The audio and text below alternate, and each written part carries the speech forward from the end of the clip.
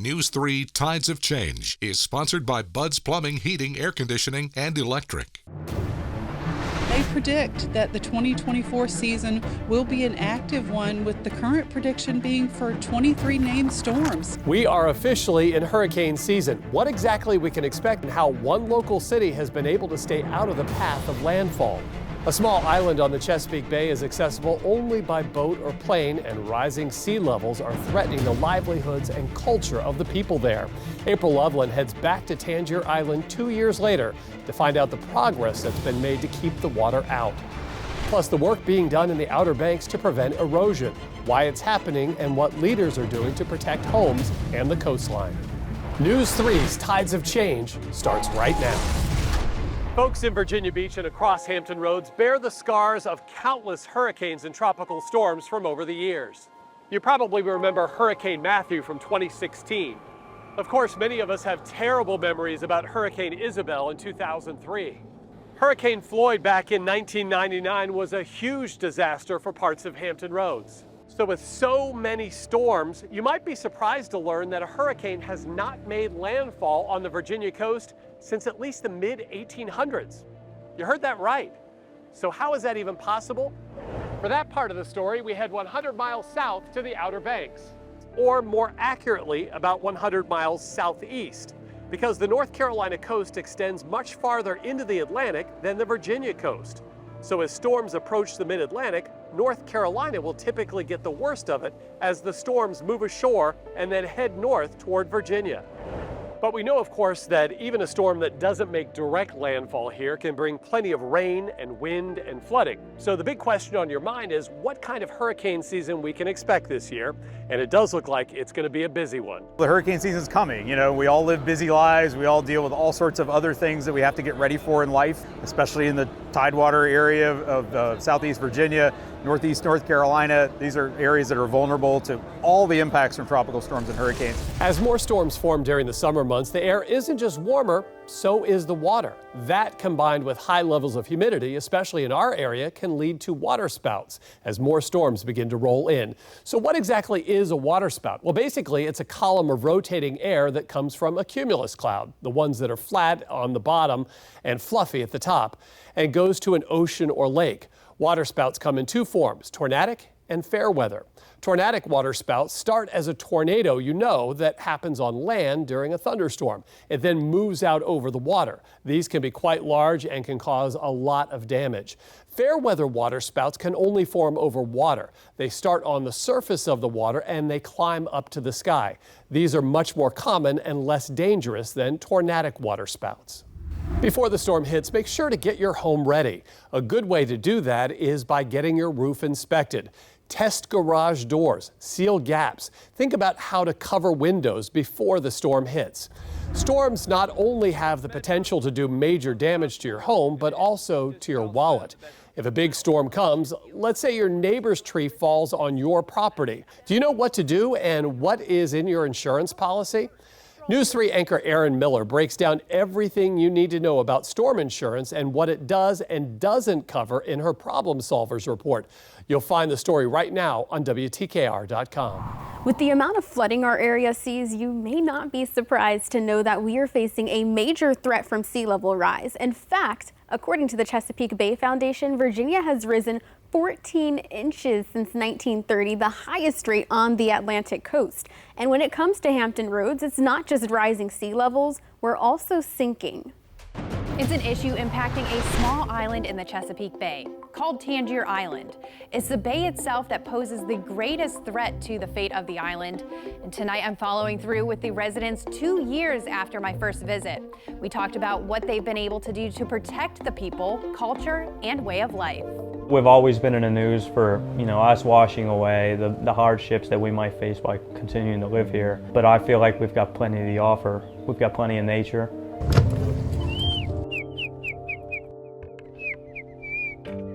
We'll go up here, we might be able to see some baby seagulls.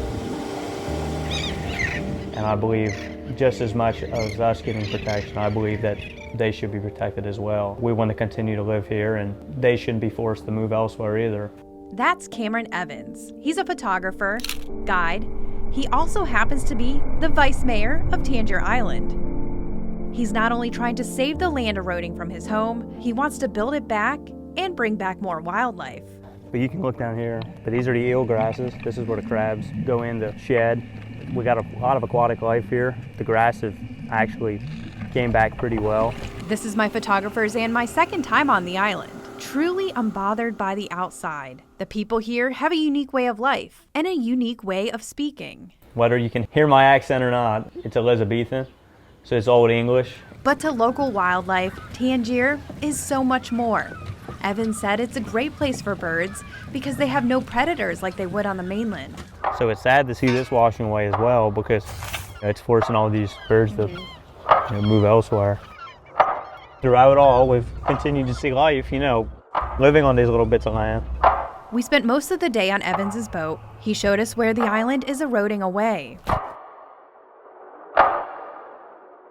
See right here, it's almost like a shelf, and you can see that's the base layer. This is a step up, and then right here is a step up. When the erosion comes, in your higher tides, it breaks more, of this area away. But on your normal tides, it continues to chip and chip away. We also got to see how most people on the island make a living. So these are hard crab pots. You can bait a hard crab pot. That's a pretty big Jimmy crab. So right now we're getting $200 a bushel for these, which is pretty good this time of year. There's an oyster toad fish.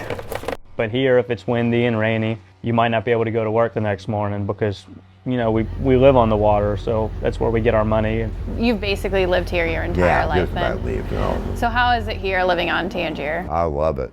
I'm full-blooded Tangierman. Michael. A Tangierman whose job is to keep the people here connected to the world outside. Bradley Thomas is the mailboat captain for the island. We caught up with him as he was unloading the mail.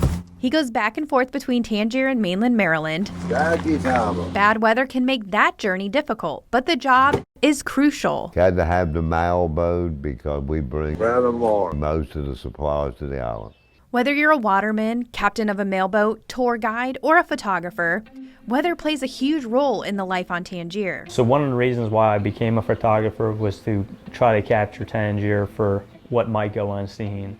And I felt like somebody needed to document it. I have tried to document the island to my best ability and in hopes for future generations to be able to see, what I've grown up in, because it's sad, but it is changing, and if we don't get protection, that's just something that we'll be able to look back on.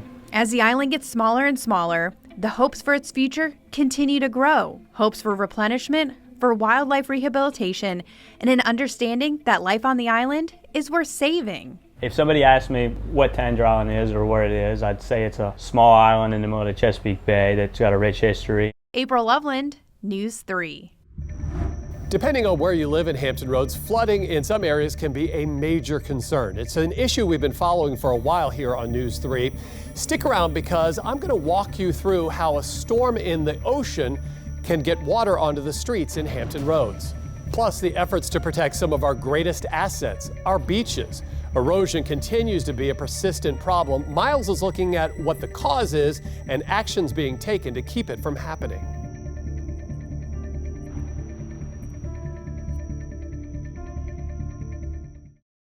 News 3 Tides of Change, sponsored by Bud's Plumbing, Heating, Air Conditioning, and Electric.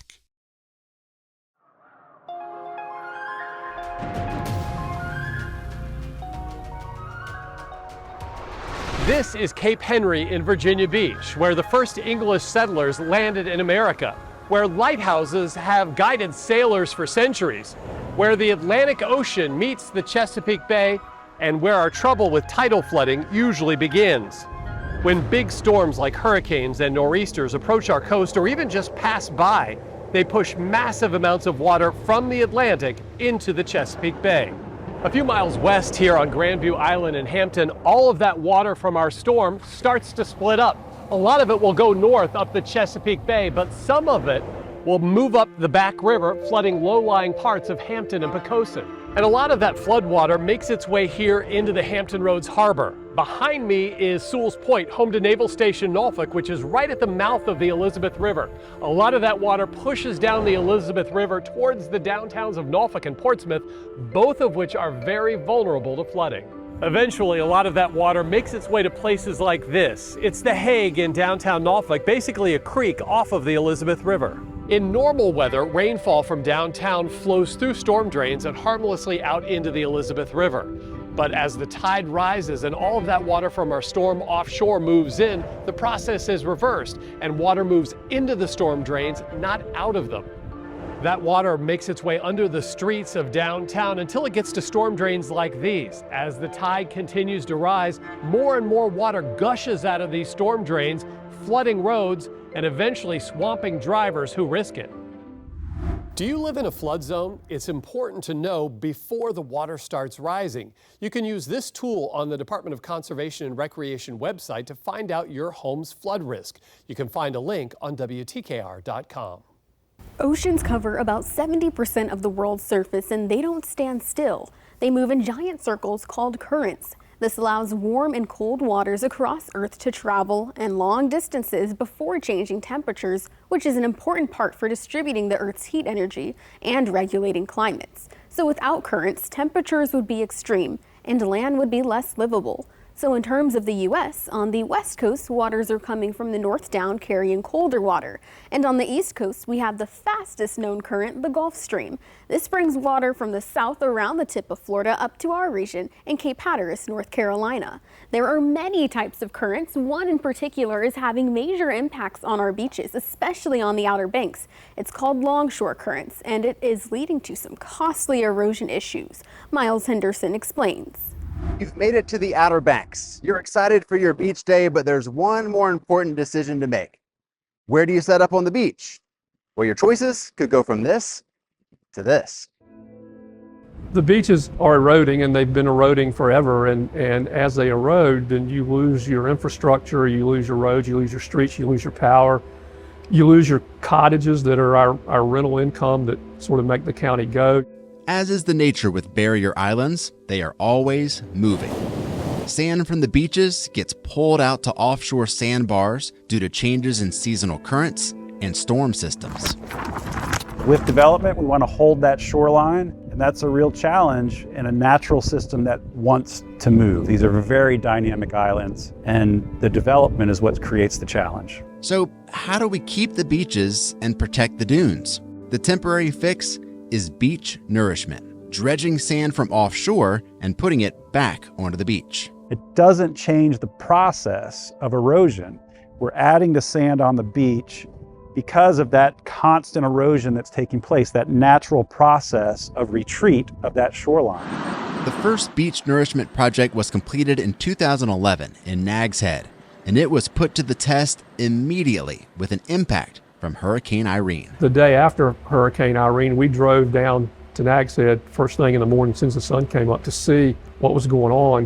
While there was water on the beach was there, but there was no water in the road, there was no infrastructure damaged, there were no homes damaged. It did exactly what it was supposed to do. The last round of beach nourishment projects was completed in 2022 and 23 from Duck to Hatteras Island. I asked Dare County Manager Bobby Outen what the Outer Banks would look like if we didn't do these projects.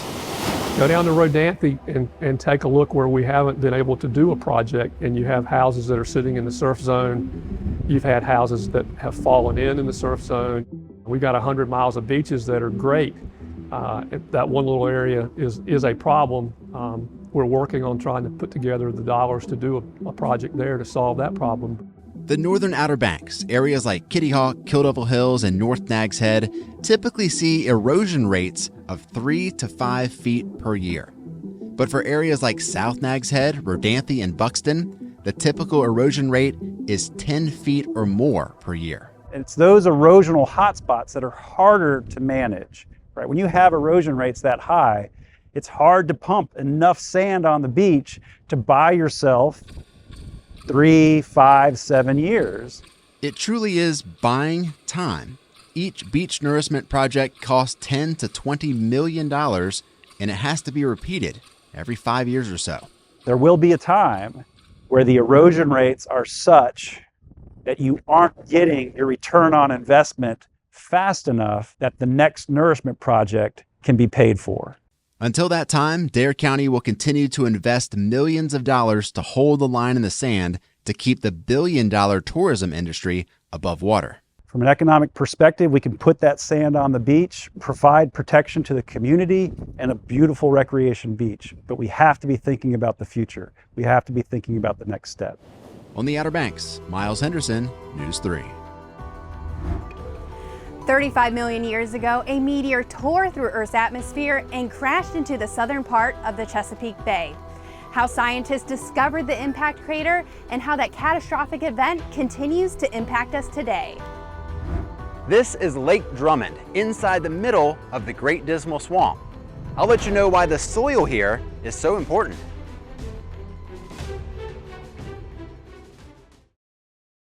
News 3 Tides of Change, sponsored by Bud's Plumbing, Heating, Air Conditioning, and Electric.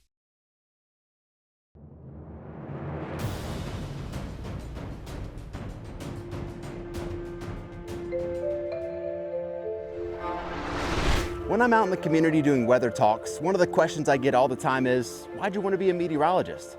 Well, I've always loved nature, and growing up in Chesapeake, I got to explore a lot of the trails and parks and waterways, but there's one spot I've never been.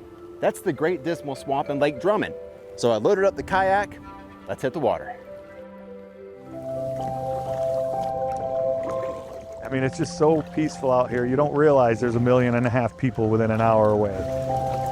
The Great Dismal Swamp National Wildlife Refuge, 113,000 acres of forested wetlands between Chesapeake, Suffolk, and Camden County.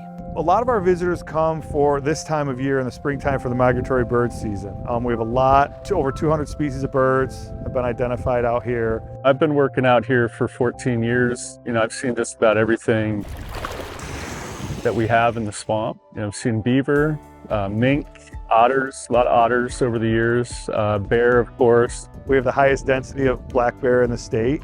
And so people do see them generally in the summer, just to share that information. The sun along the roads produces a lot of berries along the roads. And so it's an easy buffet for the bear to get food. In the middle of the swamp is Lake Drummond, the largest natural lake in the state of Virginia.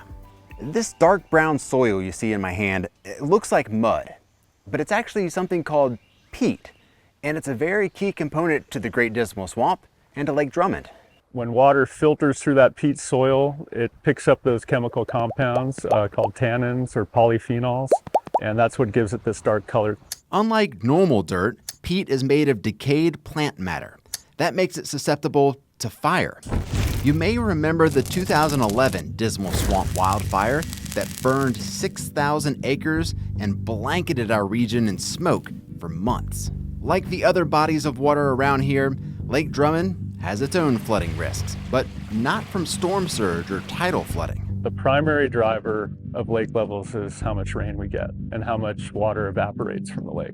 The last major flooding event surrounding the swamp was in 2016, when Tropical Storm Julia and Hurricane Matthew both dropped over 10 inches of rainfall. When we get that much rain in this flat landscape, it takes a while for it to get off the land and work its way down to the rivers that drain out of the swamp. From wildfires to flooding, the Great Dismal Swamp can be, well, dismal. But it's also an oasis for nature lovers like myself. It really is a unique type of ecosystem that's not found in a lot of places, literally in the world. So it's a special place.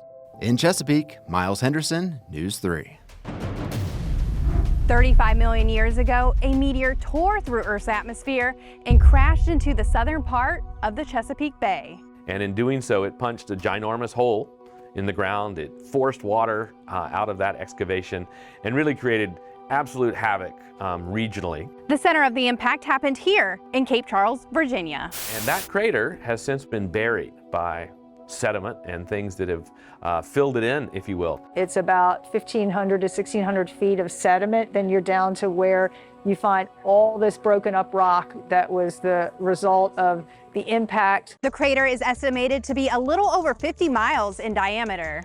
And you can see how it comes just across the top of Virginia Beach and around a significant part of coastal Virginia. People describe it as looking like an upside down sombrero. So you have this wide brim, but a narrow, deeper area in the middle. So it didn't make what we see today as the Chesapeake Bay, but it did make a low spot where we know water wants to flow downhill. So rivers started to come in this direction. The Chesapeake Bay that we see today is effectively the flooded estuary of the Susquehanna River and parts of the Potomac and the James and the York River. This catastrophic event happened millions of years ago, and you can't see it, so how do we know it happened? If we go back into the 30s and 40s, there was a hydrologist for the state who was searching for groundwater, looking for the aquifers, and he kept running into salt water where he would have anticipated there being fresh water, and he couldn't make heads or tails of it. As we moved into the latter part of the 20th century, seismic imaging, that is imaging of what the subsurface structure looks like, became available. And it appeared that underneath the layers that we have here in Eastern Virginia, there was great disruption. And that got people thinking, what is going on in the subsurface here? Bailey said that led to a scientific drilling program, which drilled through the crater and identified the impact breccia, which is broken and melted rock. So it was really a scientific discovery that was built on piecing one little bit of evidence together with another piece and then directing the science so we actually have physical, tangible evidence from the subsurface about that great impact. Bailey said the crater was really first discovered in the mid-1990s, so really not that long ago if you think about it. Even though you wouldn't be able to look at a map and see the impact crater, we do see some of its effects. It impacts the nature of groundwater resources in Hampton Roads. The other thing I'll point out about it is that around the crater rim, it looks like there's been continued movement of the rock layers and the strata. So occasionally we will have small earthquakes in Eastern Virginia. And maybe the biggest impact from something that happened 35 million years ago is that the land around the crater is slowly sinking. That is making our modern problem of sea level rise even worse here along the Virginia coast. April Loveland, News 3. Thank you so much for joining us for News 3's Tides of Change. We hope you now have a better idea of how the season impacts us across the region. We'll be keeping track of all the storms and flooding risks as they head our way. If you haven't already, go ahead and make sure you have the News 3 app on your phone. You can get up-to-the-minute details from the First Warning Storm Team all year long. And of course, it's free to download at WTKR.com/apps. And make sure you stay tuned to News 3 all year long for everything you need to know. Good night.